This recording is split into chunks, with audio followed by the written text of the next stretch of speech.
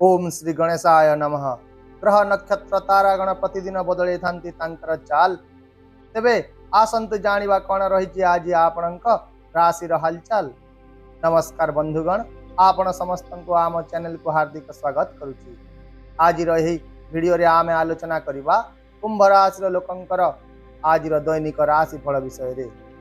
आमे एही जो राशिफलटी आपणक कहूछु ताहा ग्रह गुड़िकर एक सरल गणना जहाको ज्योतिष शास्त्र रे ग्रहर गोचर भाव रे जणा जाई थाए, जहा मुख्यतः चंद्रदेव चलन उपर आधारित अटे।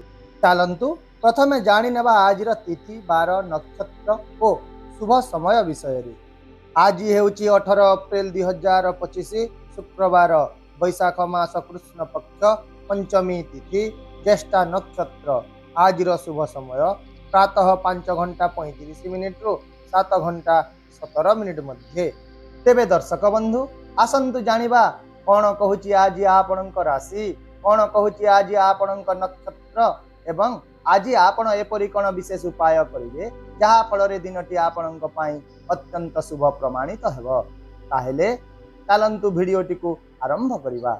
आज दिनटी आपणक पई बड़ निष्पत्ति, सामाजिक कार्य एवं सफलता पई अनेक गुड़िए सुजोग आनिबा को जाउची, किंतु आपण सतर्कता एवं धैर्यर सहित काम करंतु। कर्म क्षेत्र में प्रगति एवं लाभ पाई आज अनेक नूतन सुजोग मध्य आसीबो। यदि आपण व्यवसाय करिसंती तेबे आज पदोन्नति किंबा सम्मान पाइबार संभावना अछि। वरिष्ठ व्यक्ति माने आपणक ऊपर खुशी हेबे एवं किछि लोक आपणक प्रशंसा मध्य करिवे।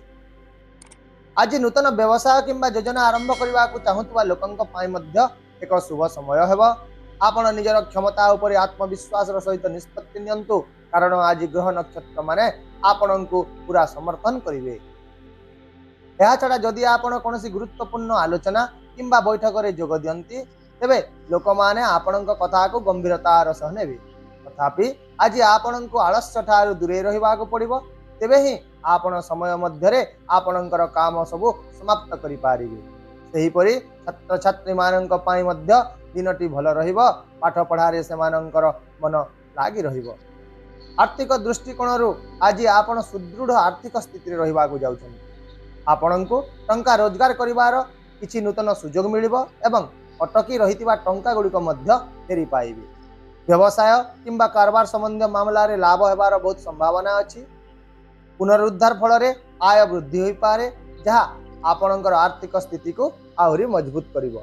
एहा छड़ा जेउ माने निवेश करिबा को किंबा नूतन प्रकल्प आरंभ करिबा को भाबुछंती सेमानंक पाई आज शुभ संकेत रहिछि।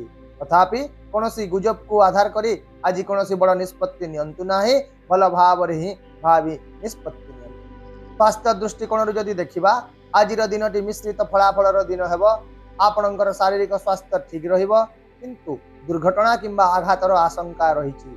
विशेष करी जदि आपण आज कोनोसी यात्रा करूछंती आउ मध्य आपण आज निजर उत्तेजना किंबा क्रोध को नियंत्रण रे रखंतु, नचेत मानसिक चाप मध्य बढ़िबो।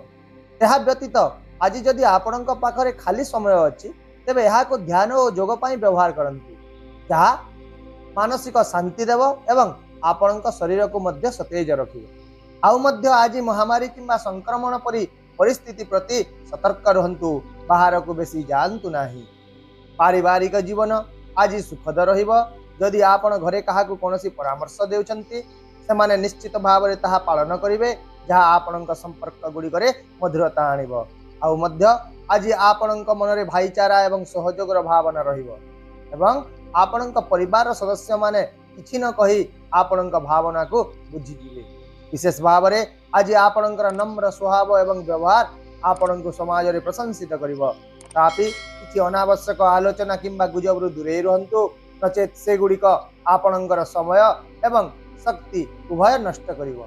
सेही परि आज प्रेम जीवन रे प्रेम रे सतेजता रहिबो, किंतु व्यक्तिगत संपर्क रे आपण निजर मर्यादा को बजाय रखंतु। यदि आपण विवाहित अटंती तेबे आपण आज जीवन साथी ठारू एक विशेष उपहार पाइबार संभावना रहिछि, जहा आपणकर वैवाहिक जीवन रे खुशीर वातावरण सृष्टि करिवो एवं आपणक दाम्पत्य जीवन सुखमय हेबो। ताहेले प्रिय दर्शक बंधु, आज आपणक पाई शुभ संख्या हेउची 8, शुभ रंग हेउची सबुज एवं आपणक पाई आज विशेष उपायटी हेउची आज आपण काऊ मानक रुटी और ଦାନା ଖାଇବାକୁ ଦିଅନ୍ତୁ ଏବଂ ଗୋଟିଏ ପଇଡ଼ ଯେକୌଣସି ଧାର୍ମିକ ସ୍ଥାନରେ ଦାନ କରନ୍ତୁ, ଯାହାଦ୍ୱାରା ଆପଣଙ୍କ ପାରିବାରିକ ଜୀବନ ଶାନ୍ତିପୂର୍ଣ୍ଣ ରହିବା ସହ ଜୀବନରେ ସୁଖ ଶାନ୍ତି ଏବଂ ସମୃଦ୍ଧତା ବୃଦ୍ଧି ପାଇବ। ତାହେଲେ ବନ୍ଧୁଗଣ, ଏହା ଥିଲା କୁମ୍ଭ ରାଶିର ଲୋକଙ୍କ ପାଇଁ ଆଜି ଦିନର ରାଶିଫଳ। ଯଦି ଆପଣ ଏହି ରାଶିଫଳକୁ ଉପଯୋଗୀ ମନେ କରିଛନ୍ତି ତେବେ ଏହି ଭିଡ଼ିଓଟିକୁ ଲାଇକ୍ ଓ ସେୟାର କରିଦିଅନ୍ତୁ ଏବଂ ଆପଣଙ୍କ ପାଇଁ ଦିନଟି କିପରି କଟିଲା ତାହା କମେଣ୍ଟ ବକ୍ସରେ ଆମକୁ ଜଣାନ୍ତୁ। ଏହା ସହିତ ଆମ ଚ୍ୟାନେଲକୁ ମଧ୍ୟ ସବସ୍କ୍ରାଇବ୍ କରିବାକୁ ଭୁଲନ୍ତୁ ନାହିଁ, ଯାହାଦ୍ୱାରା ଆମେ ଆପଣଙ୍କୁ ପ୍ରତିଦିନ ନୂତନ ଏବଂ ଗୁରୁତ୍ୱପୂର୍ଣ୍ଣ ଜ୍ୟୋତିଷ ସୂଚନା ଦେଇପାରିବୁ। ତେବେ ପୁଣି ଦେଖା ହେବା ଆସନ୍ତାକାଲି ଏକ ନୂଆ ରାଶିଫଳ ଭିଡ଼ିଓ ସହିତ। ରହୁଛି ନମସ୍କାର, ଜୟ ଜଗନ୍ନାଥ।